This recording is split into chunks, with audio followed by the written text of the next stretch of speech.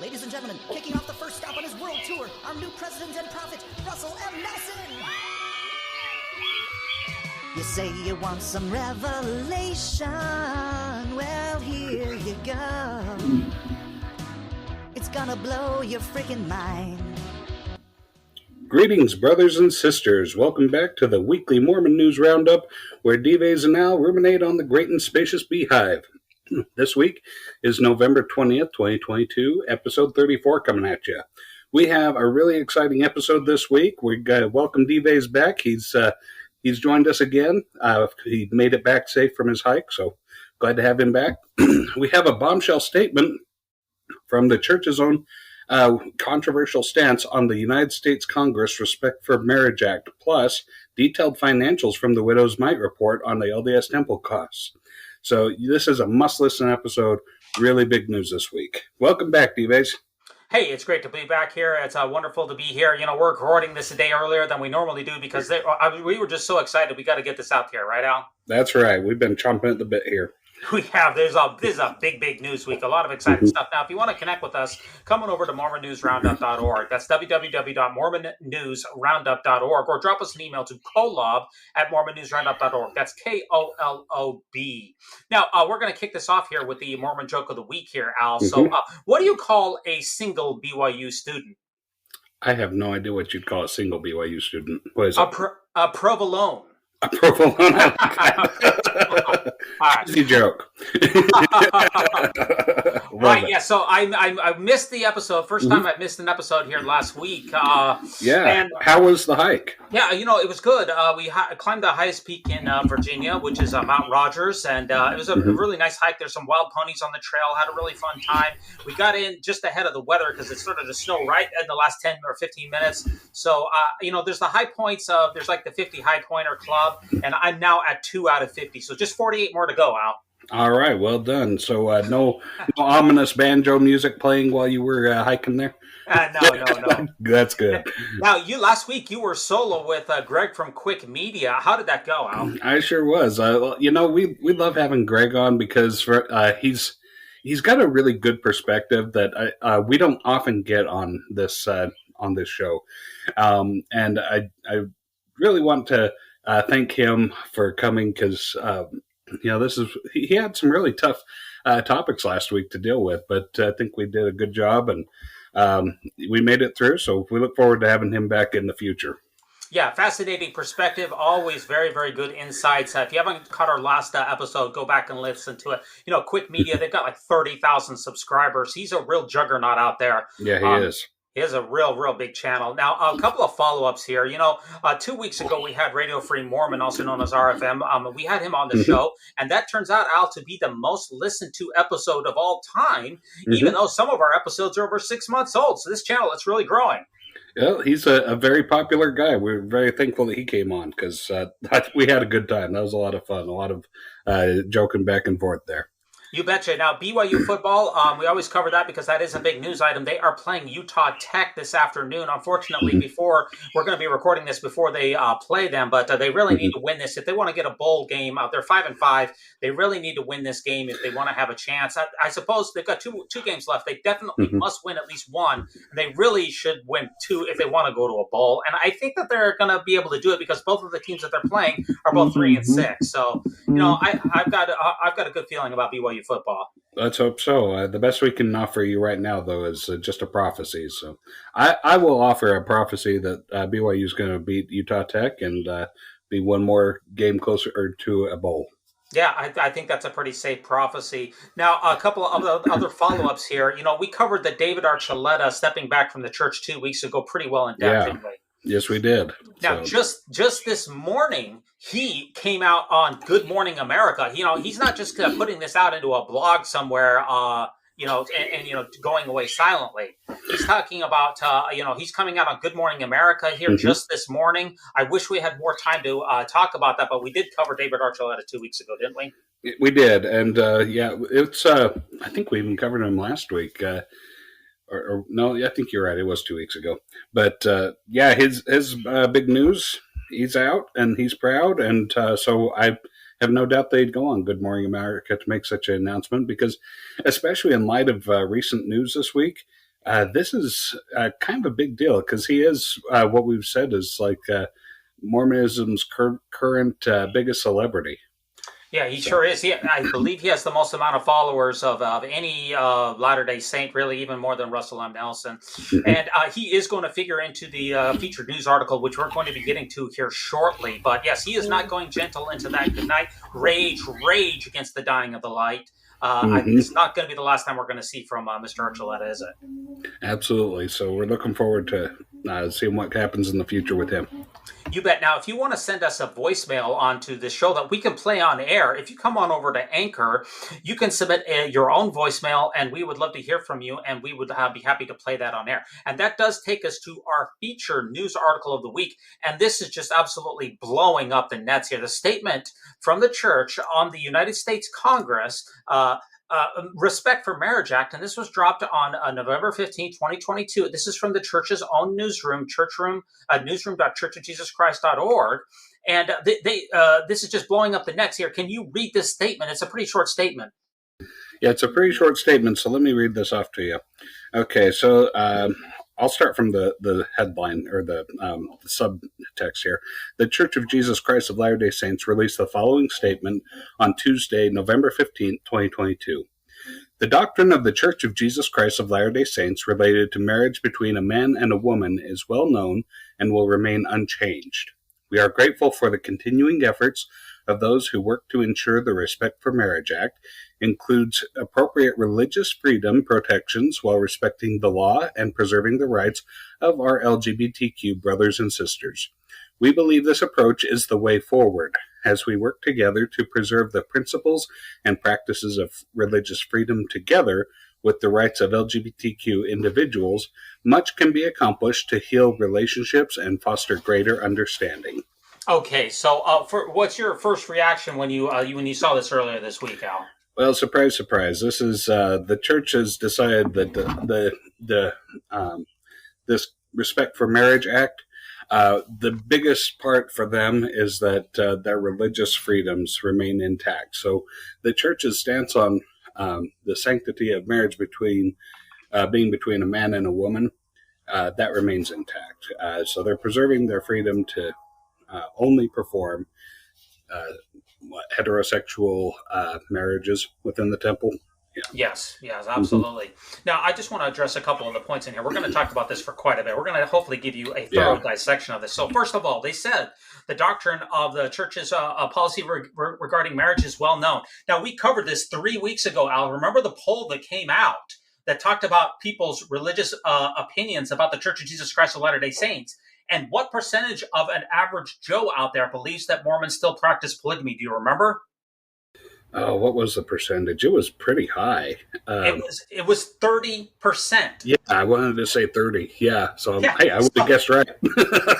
so a third of people out there think that the church still practices polygamy. So this statement that says that the church's a statement regarding marriage is well known, that is diametrically opposite of what reality is. A lot of people are extremely confused about the church's position about marriage and polygamy in particular. Yeah, most people, they just don't know what the church believes. And, fair enough, because, I mean, we also mentioned this. How much do we know about other religions besides our own? We don't care what the Methodists believe or what, the Buddhists or the Hindus believe. It's just not important to us when we're studying our own religion, trying to work out our own salvation, right? Sure, and absolutely. And along that same statement, it says that the doctrine related to marriage and women, it will remain unchanged. But this is the issue. It's changed before. It has changed before. The church was in favor of polygamy, then it was not in favor of polygamy. And so the idea that it will remain unchanged, see, I thought that the church, first of all, it's changed in the past. But what about revelation in the future? See, can't God come back? And God could conceivably come back and say, we're going to do polygamy again, everybody. Yeah, absolutely he could. And actually, this bill opens the door for that, doesn't it?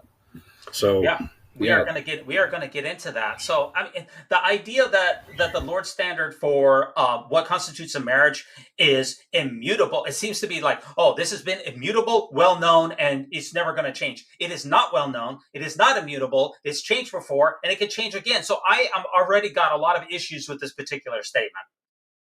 Rightly so, because all right, let's just let's just go down that road a little bit. Let's say that the church decides to reinstitute polygamy. Well, then what's the statements from the church going to be? That because it can't say, oh, well, this has always been the doctrine, because they've just said for the last 100 years, no, that was just that was a principle. We tried it, but we needed to abide by the laws of the land. It was never actually doctrine. If they bring it back, then it absolutely becomes doctrine again. So it's going to look really weird if the church decides to bring polygamy back. Yeah, and I don't know why we're drawing a line in the sand and say this can never happen, because that is not the case. Okay. Now, also, they said that at the end of the statement here that much needs to be done to heal relationships. And I just ask you, why is there a need for healing? And if there is healing, that must make me think that there's been some harm done. So who has done the harm and who needs the healing? Well, I think the people holding the muskets inflicted the musket wounds. You know? So, so I guess that's the church acknowledging that, they've hurt people, but or that people were hurt. They're not acknowledging that they did it. Just, okay, people got hurt, while they, put their bats and clubs away, right? So it's kind of like the old statement that says that mistakes were made. Yeah, exactly. Well, who made the mistakes? Exactly. That's not important, right? Exactly. So let's talk about, first of all, how we got here in the near term, and then we're going to roll back through history and say, how did we get here historically? So first of all, the House has already passed this Respect for Marriage Act a little while ago. Now, the Senate advanced the same bill this week, but with a couple of tweaked amendments. And of course, once if it looks like this is going to get the green light, and that the Senate version and the House version, they'll have to reconcile them together. But that's typical normal stuff. It's probably going to get reconciled. It looks like it's going to get the green light. You got folks on the left, folks on the right. They seem to be lining up. I think that I can safely say that this is going to get over the finish line. What do you think? I think so. I mean, it's looking like it's got the support. And I mean, really, I think the reason why this is going to go through is because it's not a huge deal. I mean, this isn't like going to. This isn't like the Senate's coming together to officially approve of abortion or to get us out of wars or anything. This is something where it's like, okay, we're just going to say that marriage is okay between anybody, but we're also, as part of this, preserving religious freedom to not perform marriages that those churches don't approve of. Absolutely. So what the bill actually does here is it's going to repeal that Clinton-era Defense of Marriage Act, and that was back in 1996. Because, I mean, that bill has already been chipped away by the Supreme Court just a couple of years ago. So it's going to formally repeal that bad boy. And then it's going to require states to recognize all marriages that were legal where they were performed. So it's kind of a twofer there. Now, this Respect for Marriage, it is not going to enshrine a federal same-sex marriage right. So it doesn't go that far. It certainly could. You could go that far, but it doesn't. And I think back to, think about how tenuous Roe versus Wade was. Because there was no legislation that backed up Roe versus Wade, it was just a Supreme Court, basically a Supreme Court fiat. It was very tenuous, and it can be overturned easily. Yeah, certainly. And this is something that I find it a little ironic here, because the Defense of Marriage Act that was passed during the Clinton administration, that's when the proclamation to the world on the family came out, and that's what started that whole thing. So really, this is repealing the law that the church worked so hard to get passed in the first place. Absolutely. This is replacing it. And so it's, surprise, surprise, the church is right in the middle of this one again. Right. They've been literally on both sides of this issue now. Yeah. I mean, They filed, so you brought it up, they filed an amicus brief in Hawaii. Hawaii was the first state back in 1995 that says that we want to have legalized same-sex marriage. Yeah. And the church says, well, we want to oppose that, but the court said, well, you don't have any standing. You don't have anything that shows that this is harming how do you have standing? Who's being harmed? You can't just say, I want to sue you or I want to challenge something. Something has to be wrong. So they came up with the family proclamation and filed an amicus brief. And what about that amicus brief? They said that this was going to be a direct harm to members, and now they're completely on the other side. Yeah. This isn't a direct harm to members anymore. In fact, several of our members who we love have been harmed. Let's forget who did the harming, but yeah, this is kind of it's a little bit of a funny show to watch. I'll say that. I have so many questions.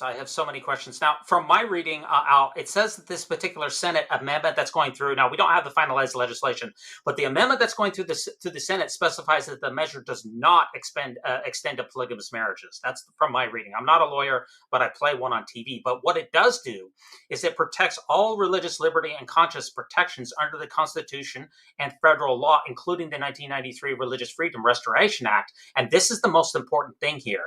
This bill is going to protect the tax-exempt status of groups that oppose same-sex marriage.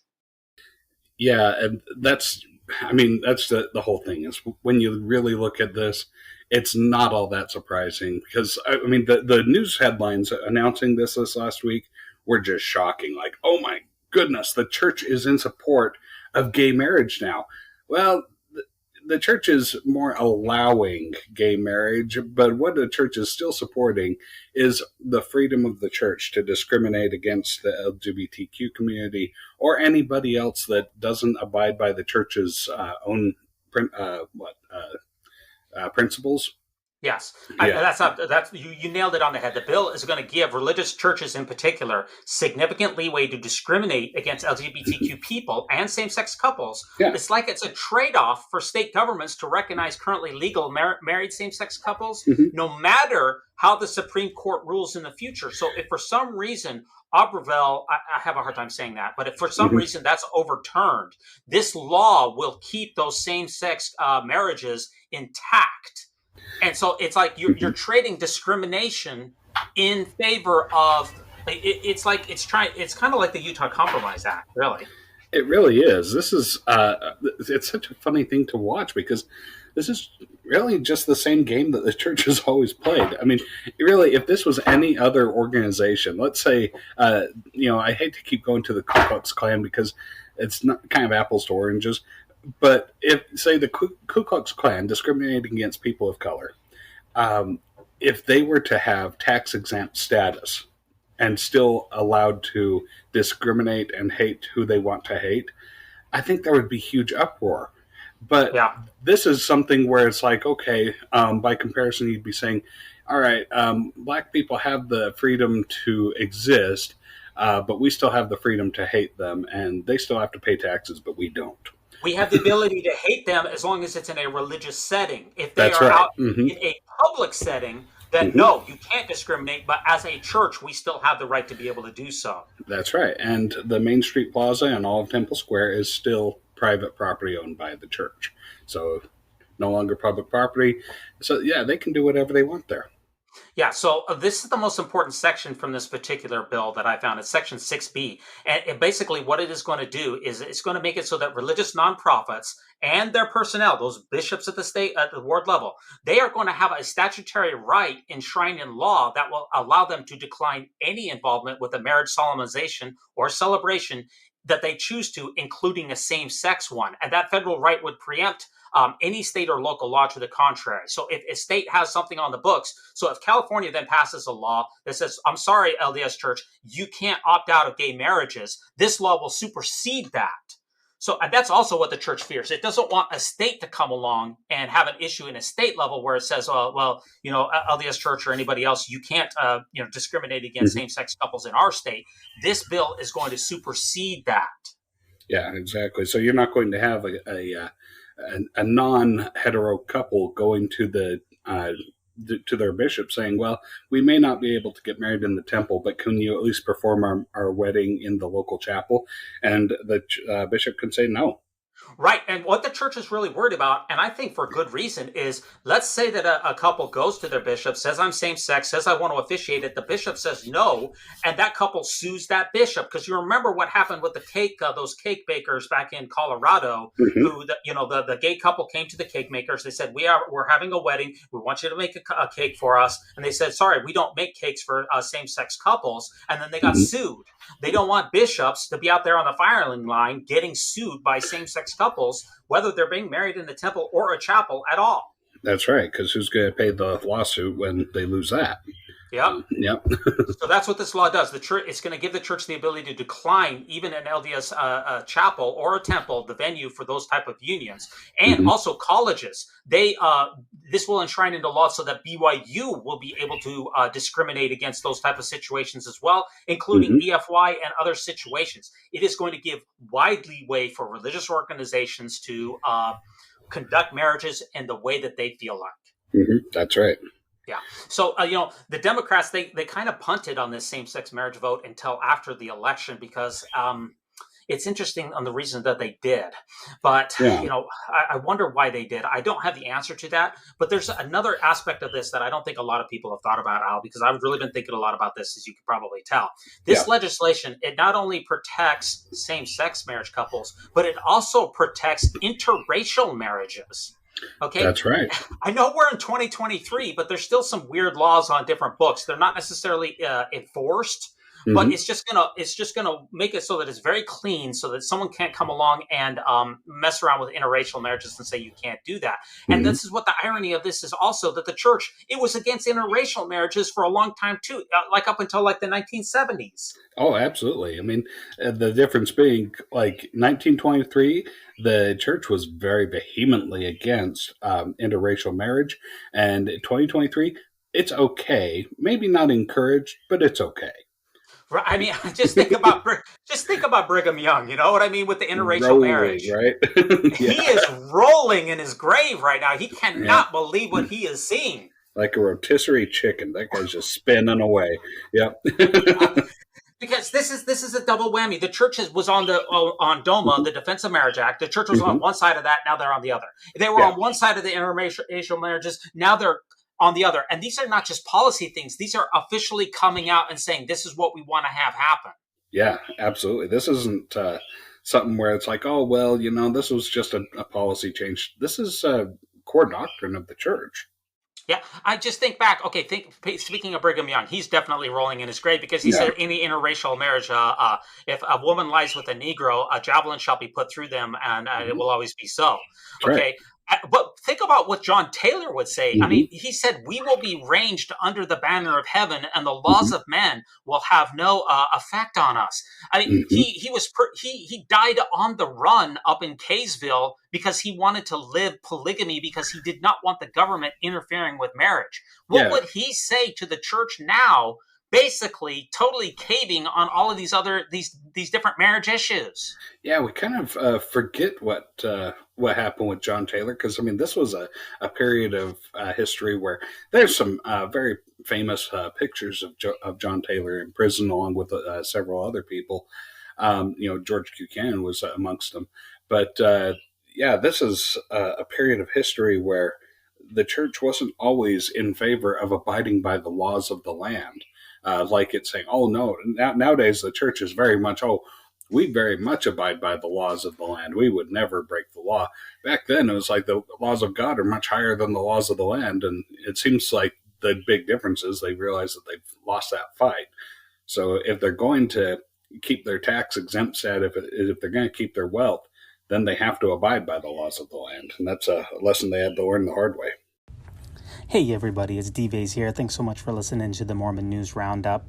If you haven't heard about Anchor by Spotify, it's the easiest way to make a podcast with everything you need all in one place. Allow me to explain. Anchor has the tools that allow you to record and edit your podcast right from your phone or computer. When hosting on Anchor, you can distribute your podcast on listening platforms like Spotify, Apple Podcasts, and more. It's everything that you need to make a podcast all in one place. And best of all, Anchor is totally free. So download the Anchor app or go to anchor.fm to get started. Yeah, I mean, it's not just Brigham Young rolling in his grave. It's not just John Taylor. Think about Lorenzo Snow. He was in prison for 10 months in the Utah State Penitentiary for practicing polygamy. And remember, Joseph Smith, he was basically murdered for his polygamy because he put out the Nauvoo Expositor, which was saying that you're being a polygamist. He was basically gave his life for polygamy. So, I mean, we have a long history of the presidents of the church who said, we are not going to bend to the world. We are above the laws of God. We are God's representatives. This is how God wants it done. And all the United States government can go to hell. And we will never cave to people who don't understand heaven like we do. And now we are totally different from that. Oh, United States government? Oh, okay. We'll just, whatever you say, we'll just, okay. If you could just kind of help us just a little bit, we'd be okay with that. We're saying, what a contrast. Oh, very much so. This is strange. Yeah. And my big question, Al, is why now? Okay, because this has obviously been building for some time. So why is this why was this statement put out when it was? Well, it looks like the church tried for a long time to try and head this off, but the movement has gotten so much steam behind it and so much support. Let's see, like Greg with Quick Media was talking last week about intersectionalism and also like the woke environment that we have, where it's popular to be, in favor of people having all the same freedoms. So this is something where I think that the big problem is that this movement is everybody knows somebody who's homosexual, transgender, or transsexual. Everybody knows somebody who's part of the LGBTQ plus community, right? Yep. And so because of that, it humanizes people, and it's no longer something where it's just a fringe element where you have a few, not to be harsh, but they used to say that it's just a few freaks. But, this is something where, no, this is our brothers, our sisters, our aunts, our uncles, our parents in a lot of instances. So this is something where the church is no longer able to come out against it because there's a dichotomy, because you're coming out against family. But the church is all about family, right? Yeah. I mean, you think about some of the media shows that have been coming out. If you think about Mormon No More, if you think about what we just talked about earlier today, David Archuleta going on Good Morning America. If you think about Dustin Lance Black continuing to, push the LGBTQ issues with the church. If you think about BYU being in the headline time and time again for anti-LGBTQ stances. Do you think that this has anything to do with David Archuleta and those items that I've just discussed? I think it certainly plays into that. It plays a big role in that, in fact. But I think that you make a good point. This is kind of the Mormon moment on media, where they've got a lot of different things, a lot of documentaries, a lot of shows out, even dramas, whatnot, regarding the LDS community. And so I think this is actually the church's way of trying.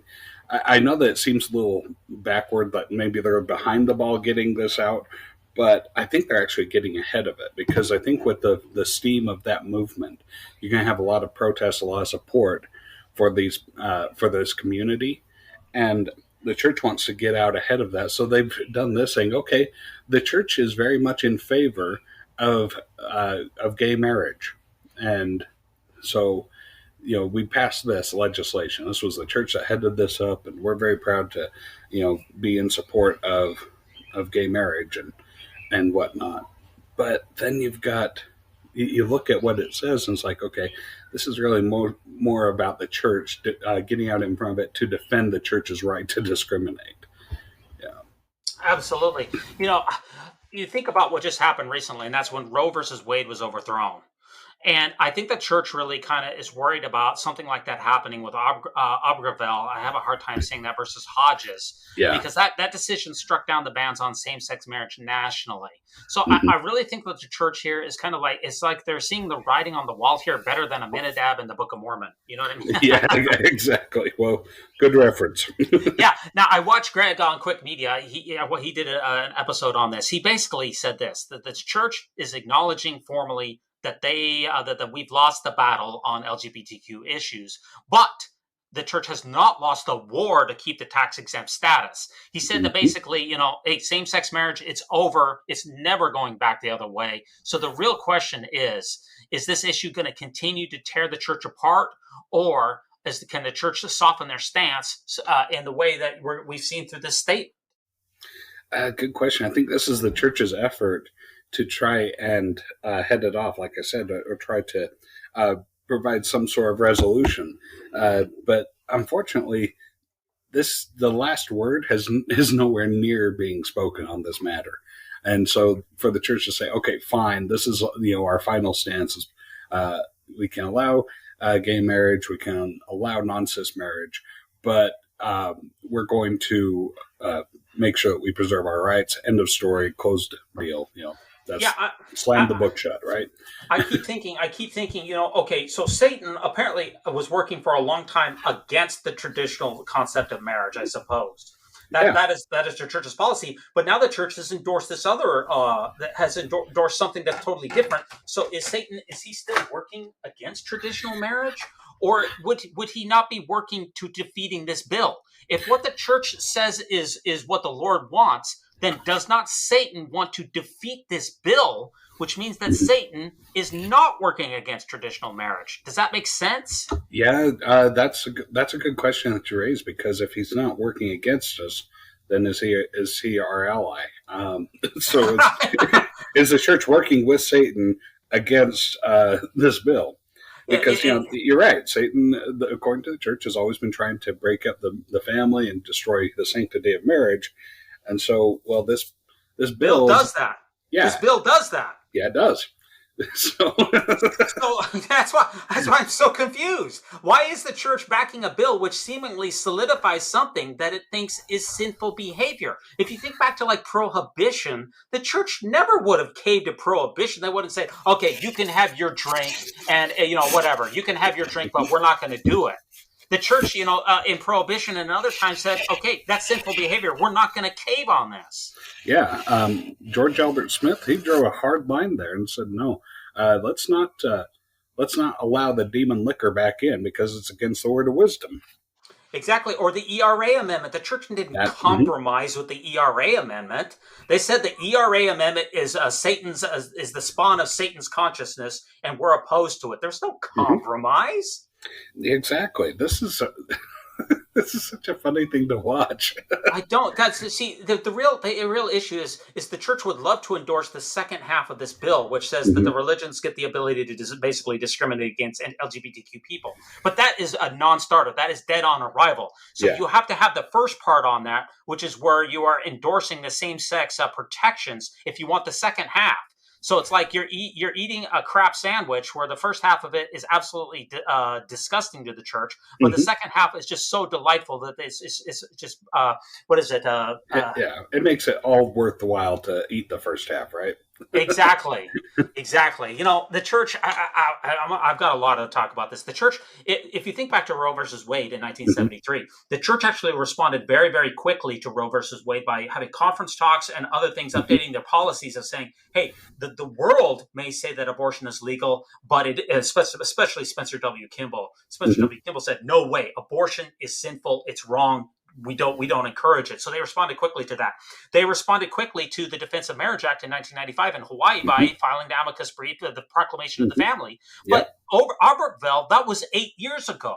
So why has it taken this long for the church really to get around to it? I think the church's big problem is, it's an answer to your question, because I honestly don't know why. Or maybe the answer is maybe the church didn't think this was going to become as big of a deal as it had become. Because, back then, it was still kind of a fringe element, right? There was only a few, a small margin of people that needed this. Now it's this very prominent and out and open and in our faces. So, that's why it's become such a big deal now. So, as far as a rough stone rolling forward, this is really picking up momentum, and it's filling the earth. You're out there in Utah. I'm out here on the East Coast, Hmm. and I'm wondering: is the church statement like this? Do you think it is actually going to move the needle among members, or do people just have their mind made up on this, and a church statement makes no difference whatsoever? I think that you're going to see a couple of different responses. First of all, what I've noticed is that church members, by and large, usually don't want to put any more thought or effort into it than they absolutely have to. So the fact that the church is, saying, yeah, this supports the freedom for everybody to marry, they'll say, okay, that's good enough. This is the church is supporting gay marriage, so good for them, and that's it. Those who look even deeper into it will see, well, this is really more just about defending the church's ability to discriminate and maintain their tax exempt status. So anybody that does give it more of a cursory glance will see what it is and say, okay, yeah, that makes sense why the church would support that. Yeah, I was actually listening to a Mormon Land podcast here this last week where they were talking to a pollster about how the church's official statements actually do affect members and their thoughts. And actually, the polls show that official church statements, they actually do move the needle more than you or I might think. Now, you and I Oh, really? probably have. Yeah, I mean, a lot of more informed members have already made up their minds on various different subjects. For instance, the Sure. policy of exclusion. People already had their minds made up on whether little kids should be baptized or not. But Yeah. it's like that. It's an average, maybe less informed member who really looks to the church for more guidance. These official church statements, they really do affect those, I would say, low information members. Yeah. Okay. You know? So yeah, and that's like I said, the by and large people that don't put any more thought into it than they absolutely have to. So this is really going to affect that group of people specifically. Yeah, and this is the craziest thing for me. I thought that if you think back to all the church's statements, and we're going to talk about Proposition 8 here in a moment, but I was taught from many, many church leaders that same-sex couples and same-sex marriage and civil unions and homosexuality, that was supposed to destroy the fabric of society. Is that still the case? If so, why would the church want to help that? Why would the church want to help them do it, even in a very small way? Good question. Because this is, yeah, you're right. The church has said a lot of, I should say, the church has rang a lot of bells on this that can't be unrung.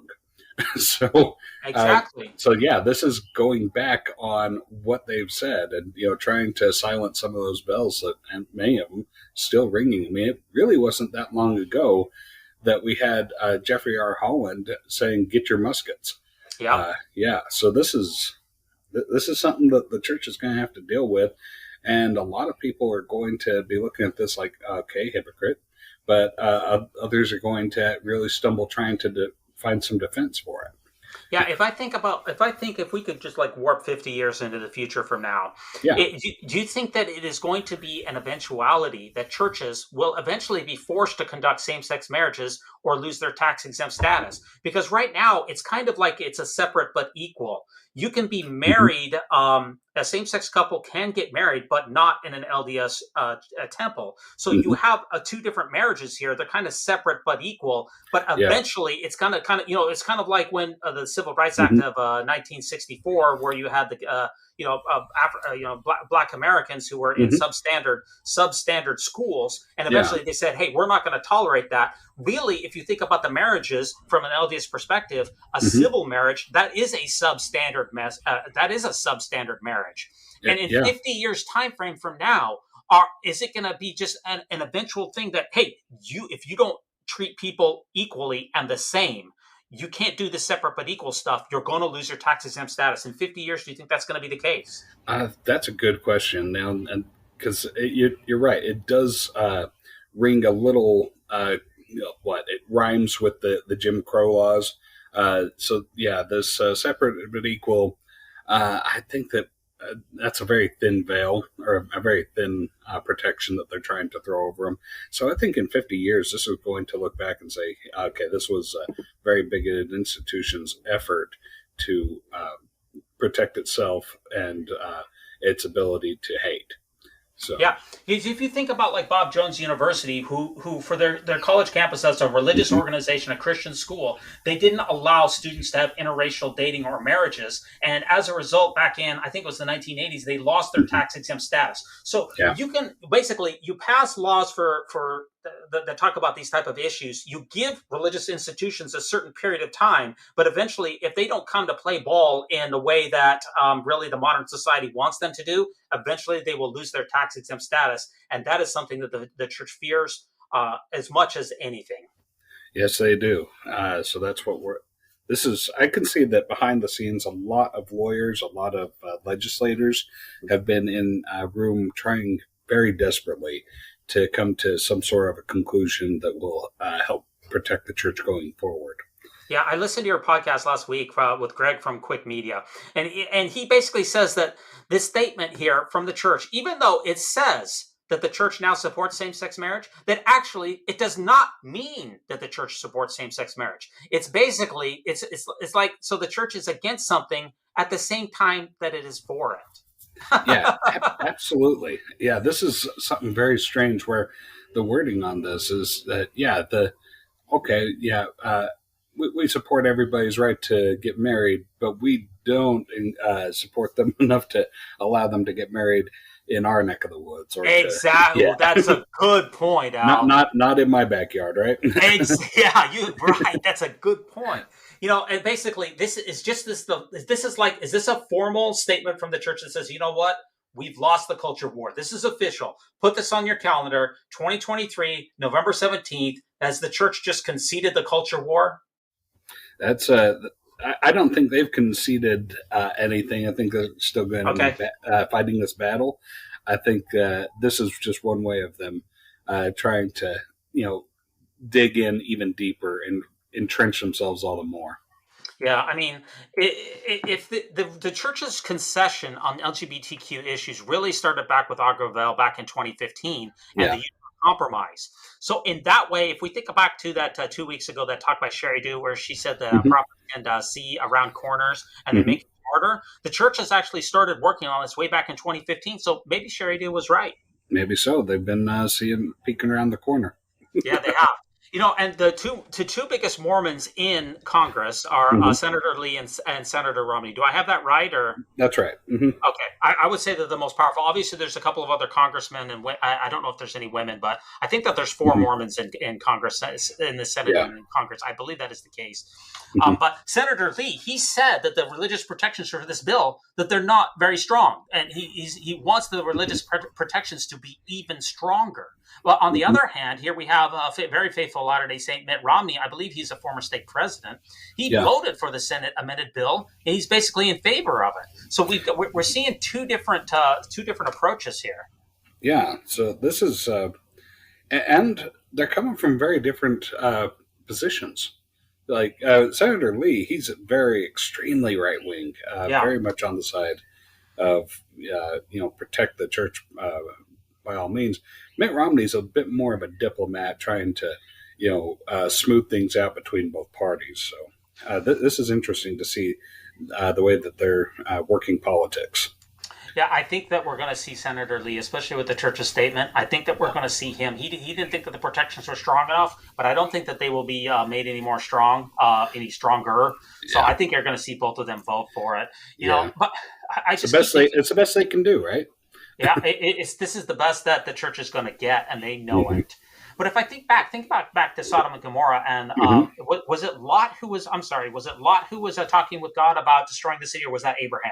That was Abraham. It was Abraham, as they were heading over to destroy the city. Right, and he said, God, he didn't wave the white flag or compromise. He said, please don't destroy the city. There was no compromise. God said, no, I'm going to destroy the city. That's the way that I do. I don't compromise. I just go forward. And in contrast, we're seeing the church basically acknowledging that, hey, we now live in a pluralistic society. This isn't 1860s Utah anymore. And what a couple million Mormons believe, it doesn't really matter anymore. Yeah, because there's 350 million Americans in this country, and really, by comparison, you probably have a lot more people in the LGBTQ community than you have LDS people. Absolutely. Yeah, absolutely. Now this is what I want to also talk about. How does this particular legislation fit with the church's history of Proposition 8? So I just want to give a quick a history of Proposition 8. I was a BYU student once Yeah. upon a time. I actually worked at BYU for a long time, and I had a professor there who I was friends with him on Facebook, and this was right during that time of Proposition 8. And it turns out that he wasn't in for it. He wasn't in favor of Proposition 8. And I was really up in arms because I said, hey, the church has said that Proposition 8, this is really important. This is the law. Well, first of all, I'm sorry. The Proposition 8 was a law in California that says that we are going to legalize same-sex marriage. The church said, hey, we need to all hands on deck. We need to raise funds. We need to picket the streets, and we need to stop Proposition 8. And eventually it was stopped. So going back to my story, I realized that the BYU professor, who's actually quite a liberal, and I asked him point blank on Facebook, I said, hey, are you supporting Proposition 8? Yes or no? Please answer. And he answered back and said, well, that's private, which basically told me that he was not in favor of it. So, I mean, this was a big deal back in 2008, right? Oh, this was a huge deal. This was national news because on the one side, you had people that were fighting for their freedom of equality. And this is kind of, I wouldn't say the beginning, but this was one of the big first major battles with the LGBTQ community trying to get equal rights.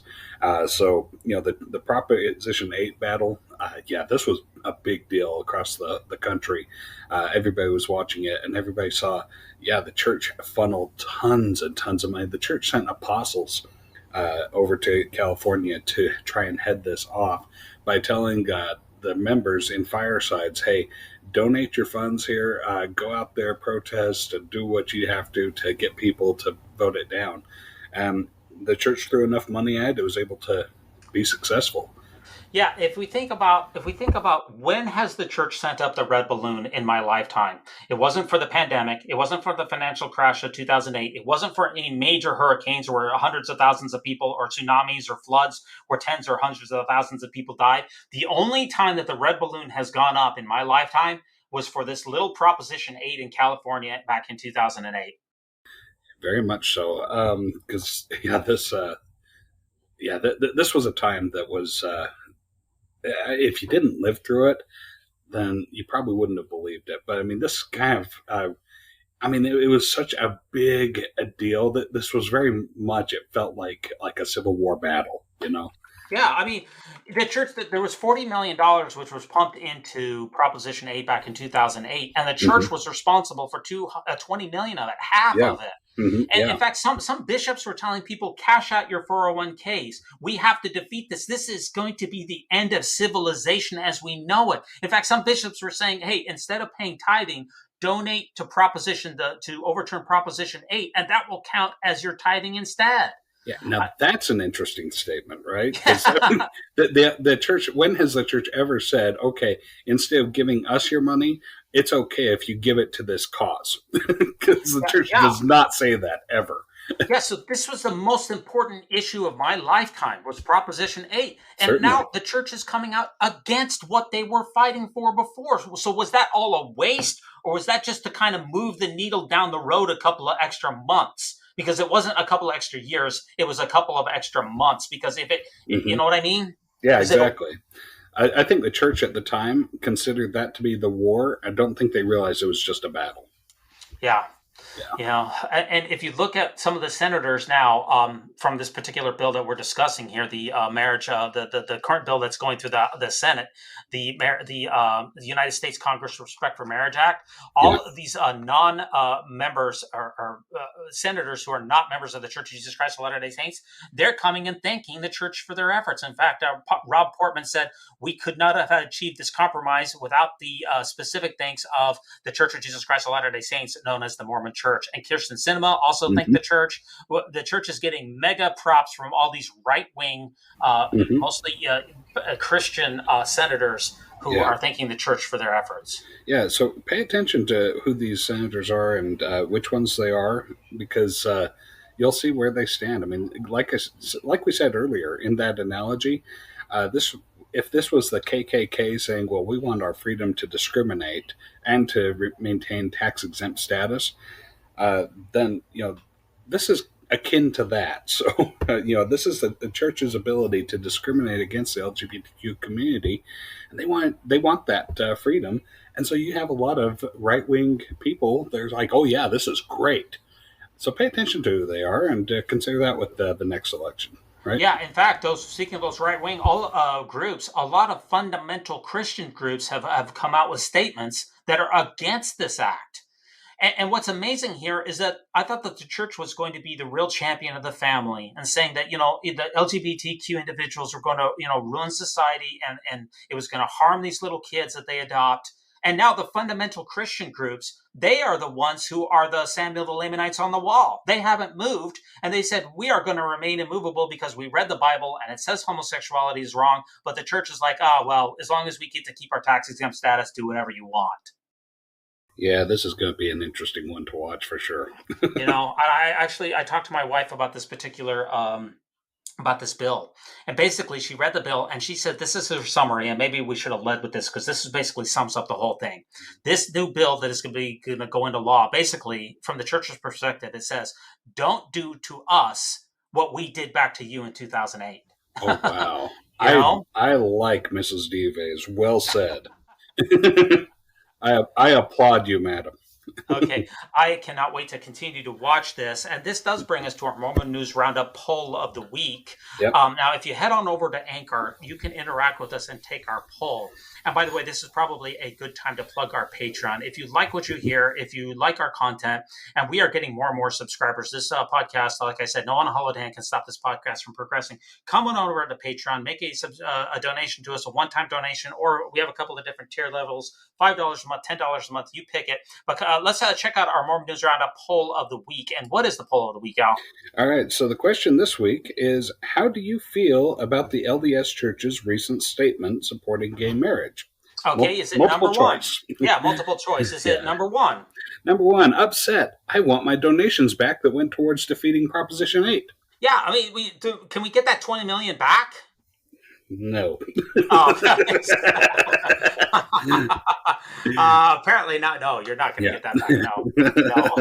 The answer is always no. The answer is almost always no. There is one case where people did get their tithing back. This is kind of a tangent here, but so there was a member of the church who built a huge Ponzi scheme, and a bunch of church members invested into his Ponzi scheme. Well, he paid tithing.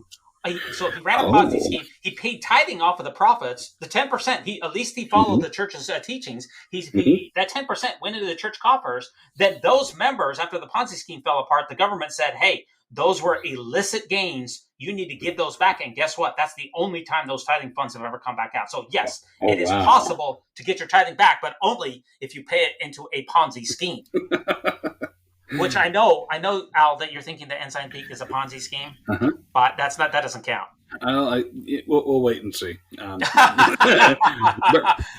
Madoff inspired a lot of people, right? Okay, so the jury's still out on that one. Okay, so that was a tangent. Let's go back to the poll. Yeah, only on number 2 now. Yeah, sorry. How do you feel about the LDS Church's recent statement supporting gay marriage? Is it number 2? So I'm conflicted. Eternal doctrine never changes unless it really, really needs to. It seems. Yeah, wait. How? Eternal doctrine never changes. I don't know how many times I've heard that. Yeah, exactly. Right. Well, I don't understand. Did the eternal doctrine change, or am I just? I know God's only if it's really, really important. Right? Only if it really, really needs to. Gotcha. Yeah. Okay, got it. Or is it number 3? It's about time. Let's move on from gay bashing to transgender bashing. Oh, no. Oh, that's terrible. That is terrible. Or how about number 4? Number 4, it looks like Dallin H. Oaks received some much-needed divine inspiration, probably from a rock in a hat. Yeah, that's what I'm guessing, Yeah, I'm guessing that's where he got it from. Exactly. I mean, that round head of his would certainly block out all of the light from the outside, so he could see by the spiritual light. Yeah, absolutely. The church still has those the rocks for sure. We know they have the rocks. Yeah, I'll probably still have the hat. We just see. That's the question, though. Al. We've never seen the hat brought up. Oh, that's right. Yeah, right. We don't know where that hat is. Is it locked up in the First Presidency vault? We know it's a white hat that's covered in like some type of a fur. Yeah, but we don't know. That's what I want to see. Is it the rock that's important? Is it the hat that's important? Are both important? Maybe Good that's question. the fact that they lost the hat. You need the rock and the hat in order to get those really, really good revelations. Yeah, exactly. Well, I Maybe get that's that's the man behind the curtain, right? gotcha. Or okay, is it number 5? Number 5, no problem. I can slip the Marriage for All Act right into the same frame that held the Family Proclamation. They're both Yeah, they're 11 about the by same 17, size. right? Yeah, they're about the same size. You you take out that Family Proclamation, you slip this one straight in, right? Yeah, exactly. Yeah, That's convenient. yeah, it is convenient. Oh boy. Okay, what about number 6? Number 6, I'm overjoyed, and only 60 years after Stonewall, just in the nick of time. Yeah, Sherry do. Yep. it's only been 60 years since Stonewall. Yeah, exactly. Yeah, maybe Cherry Do was right. Prophets do really make you Mm-hmm. smarter and help you see around corners. Exactly. That's where I was No, going they with just that. they just do it 60 years too late. That's the problem. Yeah. That's the problem. Mhm. Or how about it could have been 60 years before Stonewall? That would have been that's Oh, seeing now around that the would have corner. been prophetic, right? Yeah. Yeah, absolutely. Or number 7. Cautiously optimistic. Remember, the policy of exclusion only lasted for an inspired 3 years. Yeah. Yeah.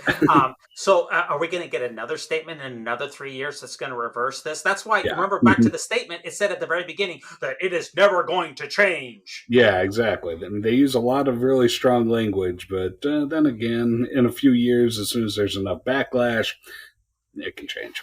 Yeah. Anything can change, right? Anything can change, that's for sure. So if you come on over to Anchor, you can interact with us on this particular poll.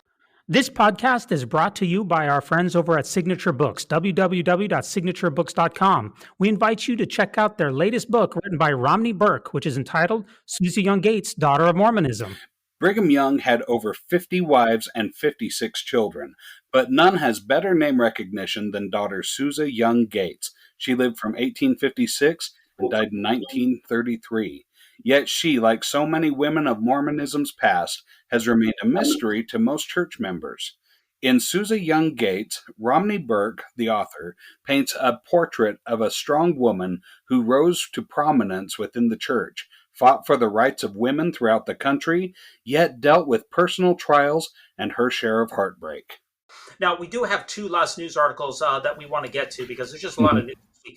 And our next article here is from our favorite researcher here. This is from Ryan Burge, that Illinois researcher here, that talks about a survey that he has put together from the religion census that talks about the estimate regarding the number of Mormons in the United States. Now, we have the church's official statements about how many Mormons there are, but we know that those church statements are usually a little bit too big. But he tweeted out on November 4th, 2022. And how many Mormons does he think that there are, Al? So, this, I gotta zoom in. My eyesight's getting really bad in my old age. Okay, so you've got the Catholic Church that's like way up there at 61.8 million.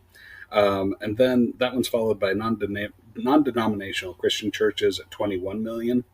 Then we jump down a few, not too far from the top. I think, let's see, they're number 5, Church of Jesus Christ of Latter-day Saints, 6.7 million, 6,721,031 self-identifying Mormons. Wow. How do you feel about that number, Al? That's the best number that we can get from a very well-renowned non-LDS researcher. Well, let's see. So essentially, this is estimating that there's about a third of what the LDS Church reports self-identify as affiliated with the Church of Jesus Christ of Latter-day Saints. But then again, the church is going for worldwide. I don't know that they ever break it up into this is how many are in the United States. But they say 18 million members, right? Yeah, approaching 18 million members, and slightly more than half of those are outside of the United States. So we're talking about maybe 8.5 million U.S. members, and if 6.7 of them are still self-identifying as Mormons, Al, I was shocked by this number. I thought it would have been a lot smaller. Exactly. This is kind of high, like 3 out of 4 of what the church reports still identify themselves as such. Are they? And it might be just, well, this is how I was raised. Maybe there's some pressure, like, okay, I don't want to shame my family, so just like, okay, just to go along to get along, I'm going to identify as LDS. I don't know what what a lot of people are thinking. But yeah, the church is doing pretty good by that standard, right? Yeah, this is tremendous data. This is very interesting to me. I thought it would have been much lower. Of course, the percent who are active is certainly a lot lower than those who self-identify. But based upon this information, I think this is a very good poll for the church. I think this is very good news for the church if you accept this poll's accuracy, and I see no reason not to. Yeah, let's see. At the very bottom of there, the list, just in case anybody's curious, we have the Orthodox Jews with 941,480 people. So less than 1 million Orthodox Jews in the country. You betcha. Now that does bring us to our final news article here. We only got I can't remember. Is this the least amount of articles we've ever had for a week, Al? I believe so, because I think we're only at 3. Yeah, these are big articles here. So our next news article here, I got this directly, though, before this was actually launched, about an hour before this went live, I got an email from the Widows Mite Report that said, hey, come check this out. So I got a sneak peek on this. This is very interesting information. So this is their special report called Temples by the Numbers, an informative study and analysis prepared by the Widows Mite Report in November of 2022. And we link all this to our show notes. By the way, you can find all of these, all this information into our show notes. And by the way, please find us on Twitter. We are at Twitter. We're on Twitter at News Mormon. And if you're listening to this on podcasts such as Apple, please rate us with 5 stars, or on Spotify, give us a thumbs up. On YouTube, we would greatly appreciate that. Drop a subscription while you're at it. So let's walk through the temples by numbers here and figure out what it is that we are going to see. So we're going to actually start on slide number 2, which what we're going to give to you in this report is an overview of church temple expansion and related statistics, perspective on temple construction spending and long-term costs. The church, are they going to be able to get to their supposed goal of 1,000 temples? Unit cost and analysis, temple spending per congregation, how much temple work actually costs, and a couple of other important pieces of information. So starting on slide 3 here, we're in a period of accelerated temple building, aren't we, Al? Oh, absolutely. This is very much a J curve. You bet. So when you go from about 1925 all the way until about 1985, how many temples are we talking about here? About 20 total. Yeah. Not very many. Less than 50. Much less than 50 altogether. Yeah, so it only really started with Hinckley. Hinckley really ramped it up, and then President Nelson, he has really ramped it up as well. So we're seeing a period of unprecedented growth and then we're on to slide 4. The combined square footage of all LDS temples, we're looking at about 8 million total square footage of LDS temples, and the current average temple size is around a 40,000 square foot temple is about the average. True. Yeah, and we're looking at the total site acreage of all temples. We're looking at about 1,500 acres. And to give you a perspective, BYU campus is about 500 acres. So if you think about the total acreage, it's about 3 times as large as BYU. Yeah. Now, slide number 5 here. The average size of the operating temples, what have we seen over time? Because back in the 1920s, the average size of a temple was well over 100,000 square feet. What are we seeing now, Al? We're getting less total square footage overall. It's come down significantly because they used to make huge temples with like 3 stories on them, right? Or even more. Yeah. But now they're coming down to like single-story temples or double-story temples. So you only have, about, just over 25,000 square feet on average. Yeah, and talk about the large temples of greater than 100,000 square feet. Basically, those have stopped starting in around 1990. There has not been a large temple that's been built since San Diego, and I believe that was around 1990 timeframe. Yeah, and before that time, you were getting things like the Logan, the Manti, the Salt Lake Temple. These were big temples. The Nauvoo Temple's another really big one. Yeah, Washington, D.C., Carson, Alberta, all of those are very large temples. Yeah. So now we're starting to see a lot more like smaller ones, almost tabernacle size, like the new Provo Center Street Temple.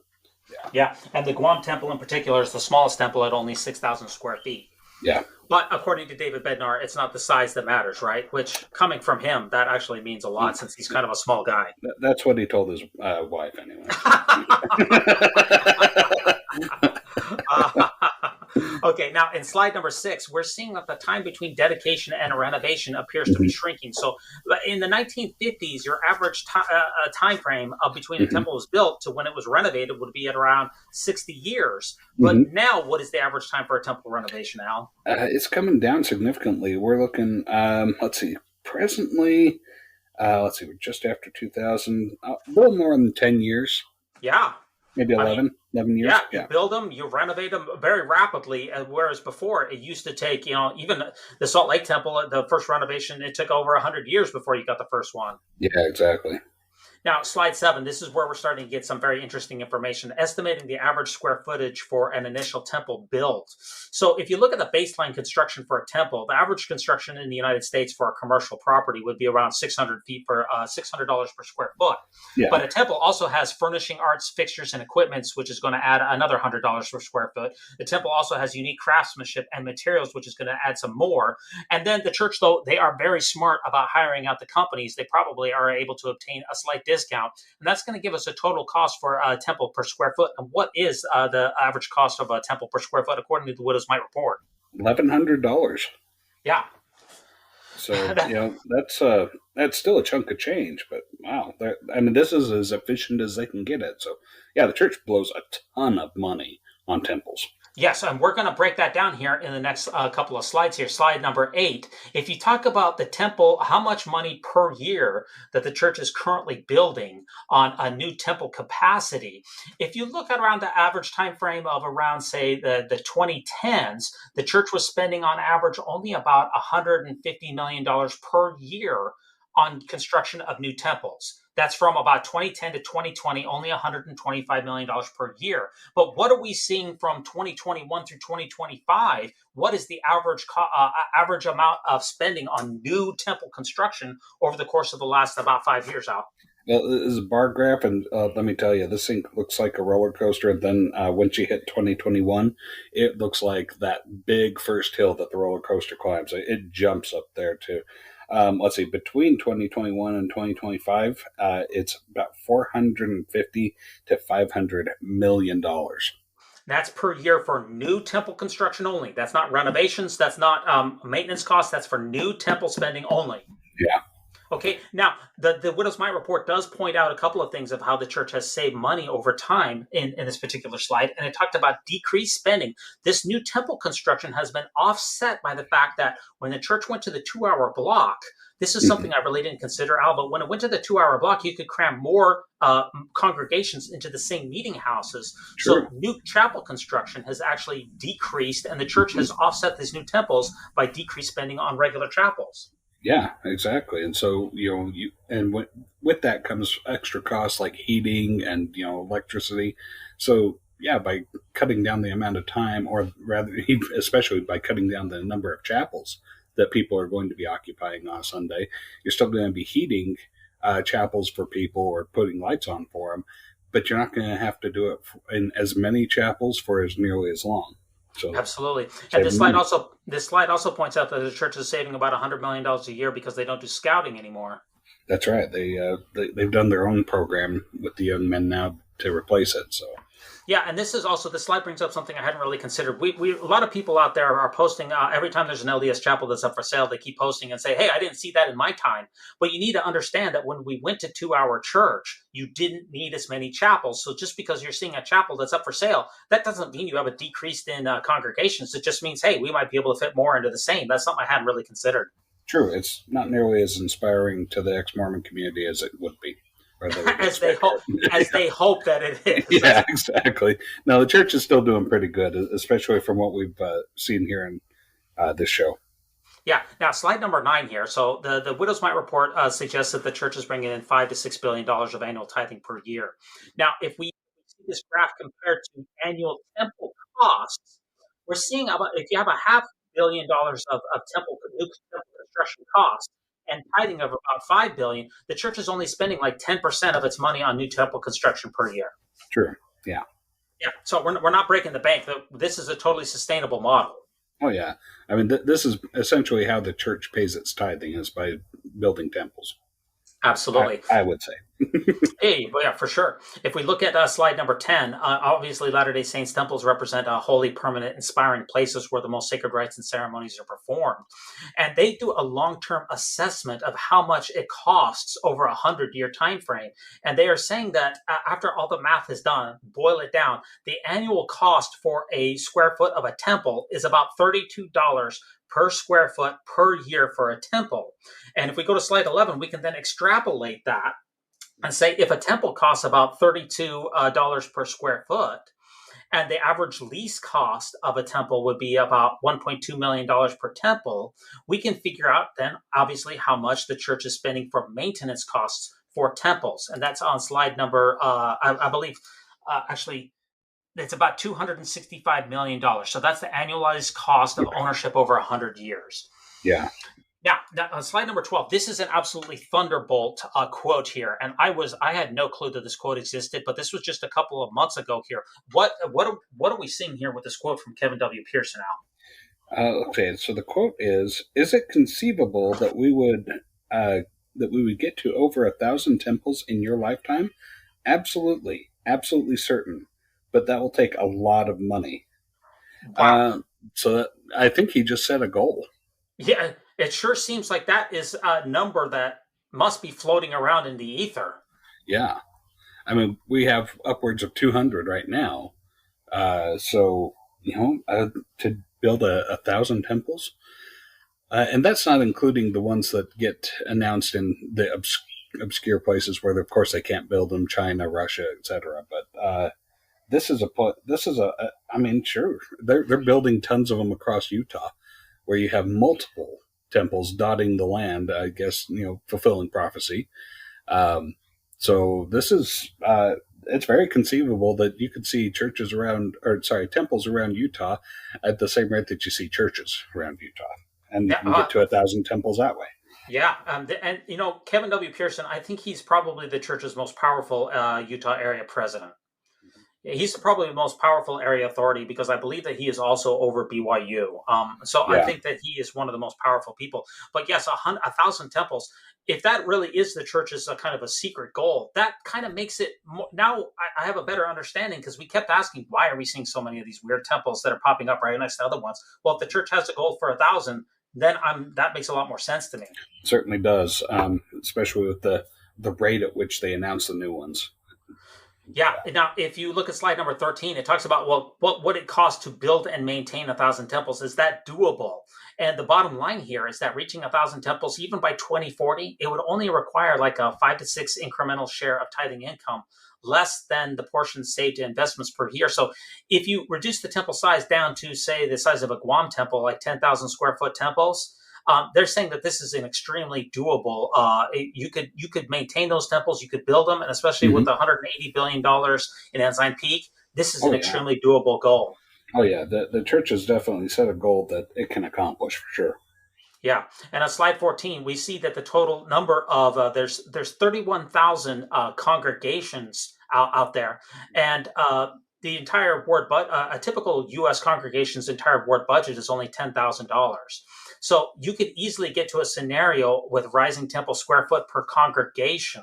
In slide number 14, you could see where the average temple per congregation has square foot. The amount of square footage per congregation for the church has remained very constant at around 200 square feet per for temples per congregation.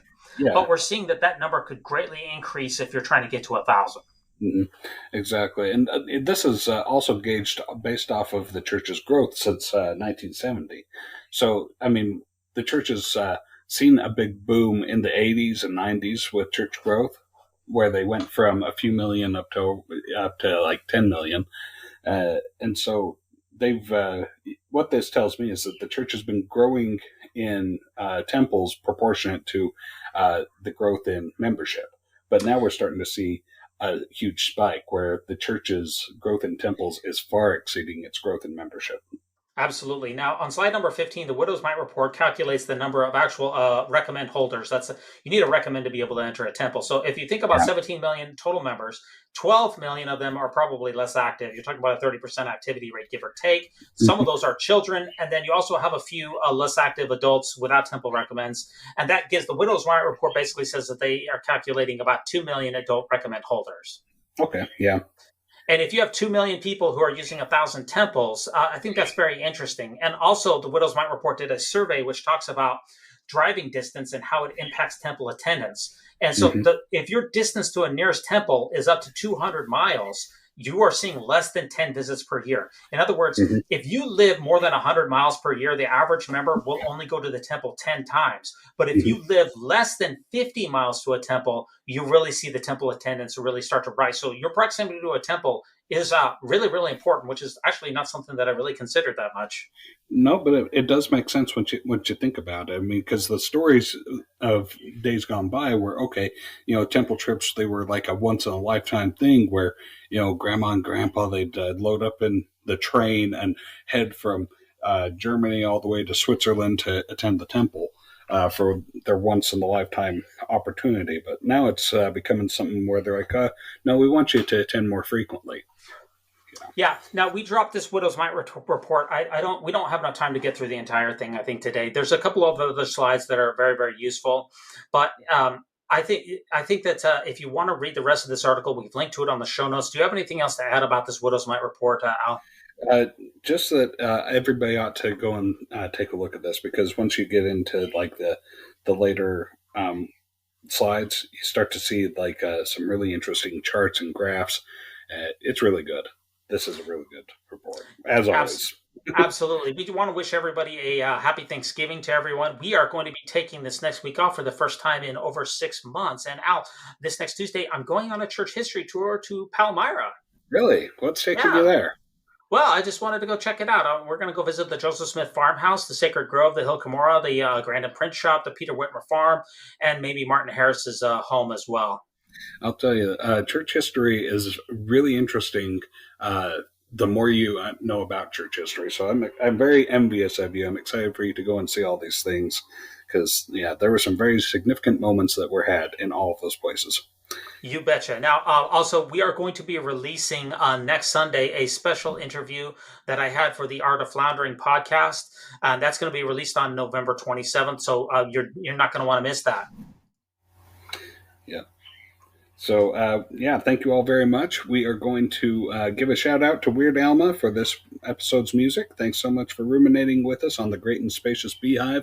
Everybody out there, have a very happy Thanksgiving holiday. And remember, no unhallowed hand can stop this podcast from progressing. When it comes to nicknames of the church, such as LDS Church, the Mormon Church, to remove the Lord's name from the Lord's church is a major victory for Satan. Satan. Please allow me to introduce myself. I'm a being with no moral constraints. My number one goal is to hurt the Church of Jesus Christ of Latter-day Saints.